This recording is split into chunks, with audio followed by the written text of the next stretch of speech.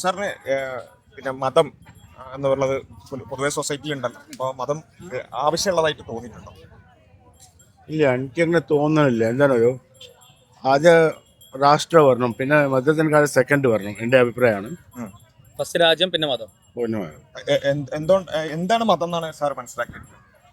മതം ഒരു ഫെയ്ത്ത് ആണ്, ഓരോരോ ആളുടെ വിശ്വാസമാണ്. അപ്പോൾ ഇന്ത്യയിൽ പ്രത്യേക എന്താണ് ഈ മതത്തിന് വേണ്ടി വെറും വസ്ത്രമൊക്കെ നടക്കണം. അപ്പോൾ അത് അതിന് കുറയ്ക്കാൻ വേണ്ടിയിട്ട് മതം കൂടുതൽ പ്രാധാന്യം കൊടുത്താലാണ് ബുദ്ധിമുട്ടാവാം. അല്ല, പ്രാധാന്യം കൂടുതലോ കുറവോ എന്നുള്ളതിനപ്പുറത്ത് മതം ശരിക്കും ആവശ്യമുണ്ടോ മനുഷ്യന് ഈ 21st സെഞ്ചുറിയിൽ? ശരിക്കും എൻ്റെ അഭിപ്രായത്തിൽ humanity is much more better than a religion. Humanity that is a more better religion. Humanity എന്നുള്ളതുകൊണ്ട് ഉദ്ദേശിക്കുന്നത് എക്സ്പ്ലെയിൻ ചെയ്യും. ഹ്യൂമാനിറ്റി വളരെ കൂടുതൽ ഡെഫിനേഷൻസ് ഉണ്ട്. Individual to individual helping, humans to humans helping. അപ്പോൾ അതുകൊണ്ട് എനിക്ക് തോന്നുന്നത് മറ്റേ ഹ്യൂമാനിറ്റിയാണ് better culture than the religion. ഇപ്പോൾ നമ്മുടെ ലൈഫിൽ കുറേ കാര്യങ്ങൾ നമ്മൾ ഡിസിഷൻസ് എടുക്കേണ്ടി വരും. പല കാര്യങ്ങളും ശരിയോ തെറ്റോ എന്നുള്ള കൺഫ്യൂഷൻസ് ഉണ്ടാവും. അതിൽ നമുക്ക് ഹ്യൂമാനിറ്റി എന്ന് നമുക്ക് വേഗമായിട്ട് പറയാം, പക്ഷെ ഒരു കാര്യം ശരിയോ തെറ്റോ എന്ന് നമുക്ക് എങ്ങനെയാണ് ഡിഫൈൻ ചെയ്യാൻ പറ്റുക? അത് ടൈം പറയുമല്ലോ. നമ്മുടെ ഇന്ന് ചെയ്ത കാര്യം അവിടെ നമുക്ക് മനസ്സിലാക്കാൻ പറ്റുള്ളൂ അത് റൈറ്റ് ആയിരുന്നോ ഇല്ലാന്ന്, അല്ലെങ്കിൽ തെറ്റായിരുന്നു. അപ്പോൾ അത് കുറെ കാലം കഴിഞ്ഞിട്ടാണെങ്കിലും അതിന്റെ കോൺസിക്വൻസ് ഇല്ല, ചിലപ്പോൾ കോൺസിക്വൻസ് ഇൻസ്റ്റന്റ് ആയിരിക്കും, ചിലപ്പോൾ കോൺസിക്വൻസസ് ലോങ് ടേം ആയിരിക്കും.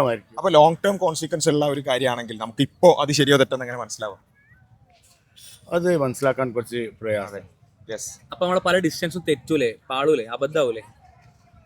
ഇല്ല, അതിന് വേണ്ടി ബ്രോഡ് മൈൻഡഡ് ഇരിക്കണം. എന്താണ് ബ്രോഡ് മൈൻഡഡ്? അല്ല, ഞാൻ പറഞ്ഞത് ആ കോൺസിക്വൻസ് ബ്രോഡ് മൈൻഡ് നമുക്ക് വേണം. അല്ല, അങ്ങനെ എന്താ സി ഐ തിങ്ക് ബൈബിളിലെ ഏറ്റവും കൂടുതൽ നല്ല കാര്യം, ഖുറാനെ പറ്റി എനിക്ക് വലിയ ഐഡിയ ഇല്ല, ഹിന്ദുസിനെ പറ്റി എനിക്ക് വലിയ ഐഡിയ ഇല്ല. പക്ഷെ if you cannot forget U forgive, because they don't know what they are doing. എനിക്ക് എത്ര പറയാനില്ലോ.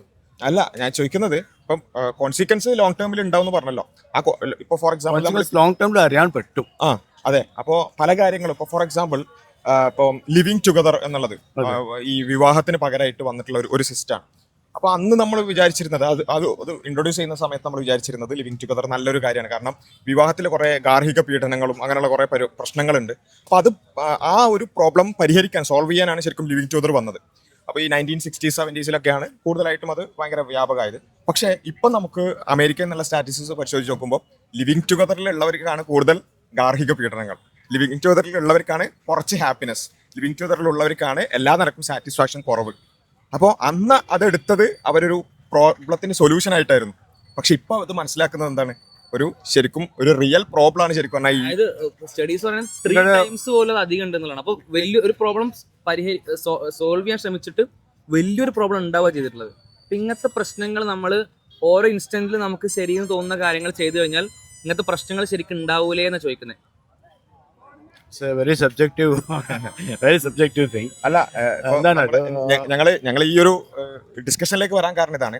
നമുക്ക് ഇങ്ങനെയുള്ള കുറേ കാര്യങ്ങൾ, പല വിഷയങ്ങൾ, ഇങ്ങനെയുള്ള സാധനങ്ങൾ വരും. അപ്പോൾ അവിടെ ശരിക്കും മാറ്റർ ചെയ്യുന്നത് നമ്മുടെ അറിവാണ്. അതായത് നമുക്ക് ശരിക്കും എല്ലാം അറിയാന്നുണ്ടെങ്കിൽ ഈ പറഞ്ഞ പ്രശ്നങ്ങൾ വരൂല. മാറിയിട്ടുണ്ടോ? അതെ, അവിടെയാണ് നമ്മൾ പറയുന്നത് പടച്ചോന്റെ ആവശ്യം, അല്ലെ? പടച്ചോൻ നമ്മൾ പറയുന്ന ആ ദൈവം എല്ലാവരെയും സൃഷ്ടിച്ച ഒരു ദൈവമല്ലേ ഉള്ളൂ. അപ്പൊ ആ ദൈവത്തിന്റെ അനിവാര്യത അവിടെയാണ്. അപ്പം നമുക്ക് അറിവിന്റെ പരിമിതിയുണ്ട്, അതുകൊണ്ട് തന്നെ നമ്മൾ എടുക്കുന്ന ഡിസിഷൻസിലും പല പ്രശ്നങ്ങളും വരും. എന്നാൽ ആ പരിമിതികളില്ലാത്ത ദൈവത്തിൽ നിന്ന് ഈ പറഞ്ഞ കാര്യങ്ങൾ കിട്ടുകയാണെന്നുണ്ടെങ്കിൽ അതെന്ത് ചെയ്യും, നമുക്ക് ഒരു കൃത്യമായ ഓർഡറിൽ ജീവിക്കാൻ നമുക്ക് സഹായിക്കും. ശരിക്കും ആ നിർദ്ദേശങ്ങളല്ലേ നമുക്ക് ഒരു മാർഗം കാണിച്ചിരിക്കുന്നത്. യെസ്, അതെ അതെ. ആ മാർഗത്താണ് ശരിക്കും മാർഗം മറ്റേ ഓരോരോ വഴി മറ്റേ ഇന്റർപ്രറ്റ് ചെയ്യുന്നത്. അതാണ് മെയിൻ കാര്യം. അല്ല, അതൊക്കെ പക്ഷെ ഞാൻ പറയുന്നത് ആ മാർഗത്തിനല്ല നമ്മൾ മതം എന്ന് പറയുന്നത്. അപ്പൊ ശരിക്കും നമുക്ക് നമ്മുടെ ജീവിതത്തിൽ എന്ത് ചെയ്യണം ചെയ്യണ്ടെന്നുള്ളതിലുള്ള മാർഗം മതമാണ്. പഠിച്ചോണ്ട് നമ്മൾ കാണിച്ചിരിക്കുന്നത്. ആ പക്ഷെ ലെവലിൽ ആരും ഇപ്പോൾ നടക്കുന്നില്ല. അതെ അതെ, അതാണ് നടക്കണം. അതിലേക്ക് തിരിച്ചു വരണം. സാറിന്റെ പേരെന്തായിരുന്നു? അനിൽ. ഓക്കെ. അപ്പോൾ ഞാൻ പറഞ്ഞതാണ്, ഇപ്പം നമ്മൾ പലപ്പോഴും പല മതത്തിൽ ഈ പറഞ്ഞ പോലെ പല ആൾക്കാരും പല രൂപത്തിലൊക്കെ വിശ്വസിക്കുന്നവരുണ്ടാവും. പക്ഷെ എന്തായാലും ഒരു കാര്യം ഉറപ്പാണ്, ഹിന്ദുവിനെ സൃഷ്ടിക്കാൻ വേറെ ദൈവം, ക്രിസ്ത്യനെ വേറെ ദൈവം, അങ്ങനെ എന്തായാലും ഉണ്ടാവില്ല. എല്ലാവരും സൃഷ്ടിച്ച ഏകനായ ഒരു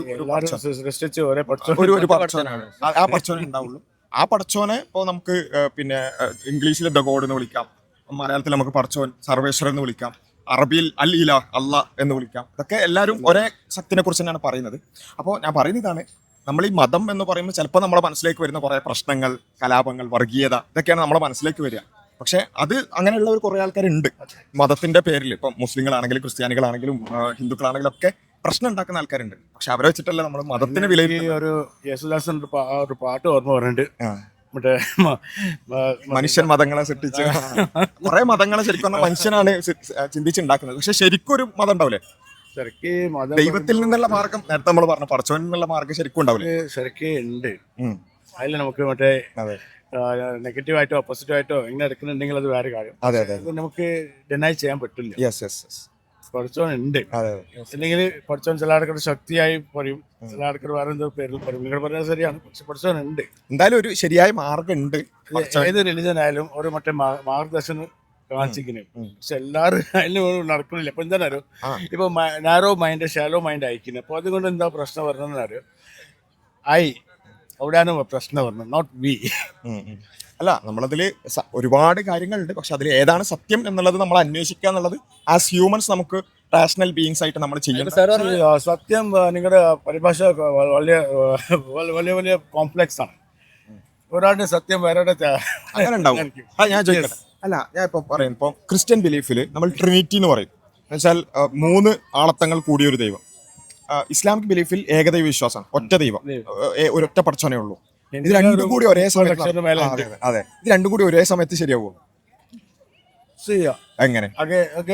നിങ്ങൾ നേരത്തെ പറഞ്ഞല്ലോ ഒരാളുണ്ട് പഠിച്ചോന്ന്, അയാൾ പല പേരായിരിക്കും. നമ്മൾ ആ ലൈറ്റിൽ കാണണം, പല പേര് ലൈറ്റിൽ കാണണം, പല പേര് വിളിക്കുന്നു. പക്ഷെ 3 ആളുകൾ കൂടിയതും.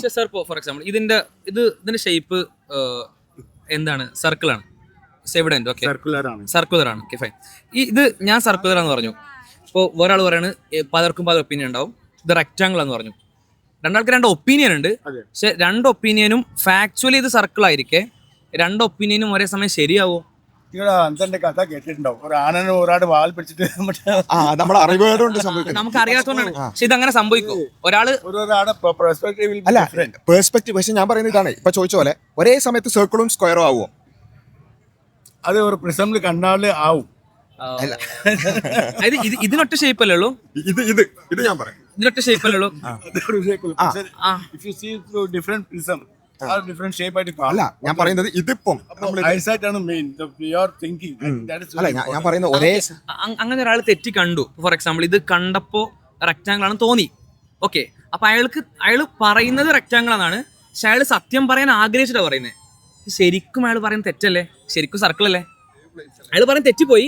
പക്ഷെ അയാൾ ആത്മാർത്ഥമായിട്ട് ശരിയാണെന്ന് വിചാരിച്ചിട്ടാ പറയുന്നത്. ചില സമയത്ത് തെറ്റ് പറയാനും ഒരാളെ മറ്റേ ഹാപ്പിനെസ്സിന് വേണ്ടി ആദ്യം പറയാം.